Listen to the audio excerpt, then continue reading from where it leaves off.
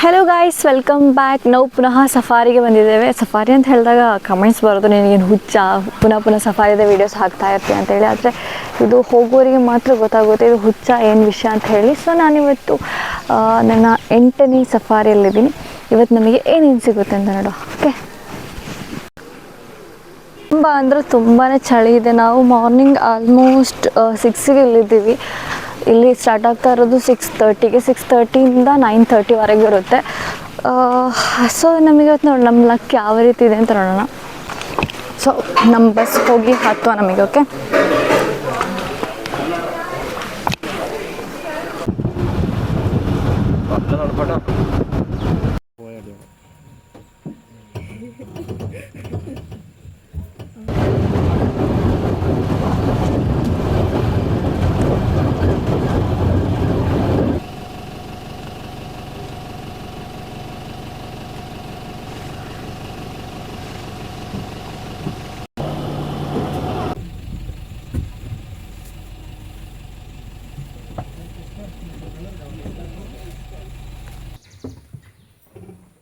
Almost safari ಮುಗಿಯೋಕ್ಕಾಯಿತು.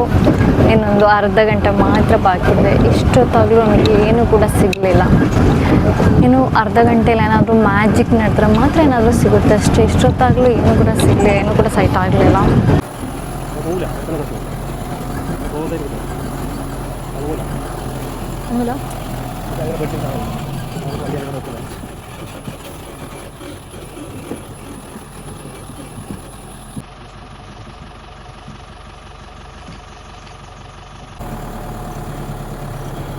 ಸ್ವಲ್ಪ ಮಗಣ್ಣ ಹೋಚು ಇನ್ನೂ ಸ್ವಲ್ಪ ಸಾಕು.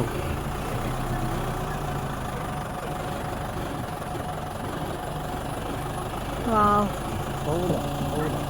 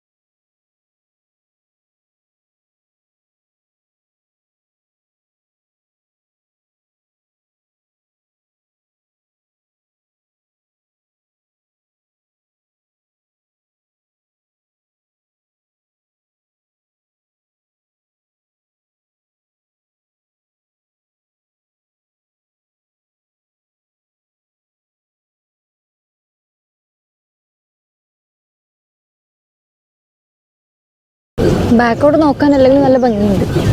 ബാക്കോട്ട് നോക്കാൻ അല്ലെങ്കിൽ നല്ല ഭംഗിയുണ്ട്. ഇതിൽ ഏറ്റവും ഇഷ്ടപ്പെട്ട സംഭവം